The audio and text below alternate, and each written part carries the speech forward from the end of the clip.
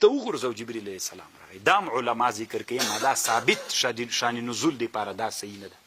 دوه شان نزول راغلي ته به معتمد ته اعتبار ورکوي، غیر معتمد من حیث السند چې دا د طبراني حدیث ته دا طالبانو ثابت نه ده. امام سیوطي دلته اتقان کې هم لیکلي چې دا سبب نه ده. علامه ابن الحجر په فتح الباري کې هم لیکلي. او کله کله داسې وي طالبانو دواړه سند ثابت سندونه وي، یو آیات یو صورت دوه شان نزول ورته ذکر وي، دواړه څو کم وي سندونه هم ثابت سندونه وي، نو ته به کم یو ته اعتبار ورکوې؟ نو هغه اوس به ته ترجیح ورکوې کوم چې اسباب د ترجیح دي.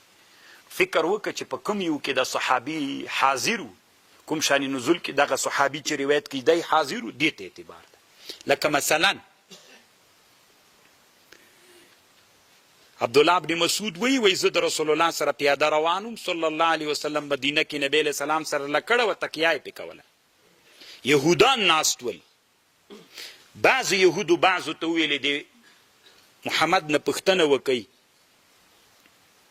ورته وایي چې روح څه شی ده. چې پوښتنه یې ترې وکړه نبی علیه السلام ودرېد، داسې اسمان ته سر پورته کړه. عبدالله ابن مسعود ویلي ما داسې فکر کوو چې د وحي غوښتنه کوي. بیرته یې سر راټیټ کړ، دوی ته یې ویلې قل الروح من امر ربي وما اوتیت من العلم الا قلیلا.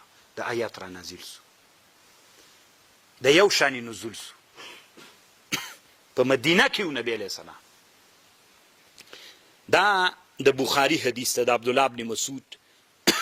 عبدالله ابن عباس وی نبی علیہ السلام په مکه کې لا هجرت نه و کړی، د مکې مشرکینو یهودانو ته راغلل، پوښتنه یې ترې وکړله چې موږ ته داسې سوالونه راوښیي چې موږ یې له د محمد نه وکړو چې راباندې کړو. هغوی ورته ویلې د روح پوښتنه ترې وکړي.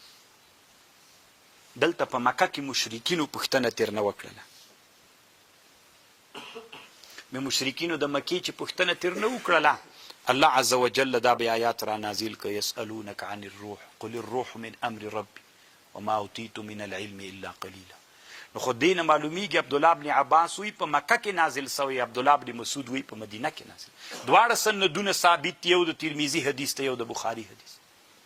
خو طالبانو دا یو راجح ده، ځکه عبدالله ابن مسعود وی زه د نبی علیه السلام سره روان ومه، پیاده روان ولو چې دا قصه وسوه. او عبدالله ابن عباس صاحب طالبانو هغه د دې خبره نه کوي چې زه راوم که نه وم، دا خبر د حضور خبره نه کوي. نو دا راجح دا ده چې دا آیات چېرته نازل سوی؟ په مدینه منوره کې نازل سوی. دا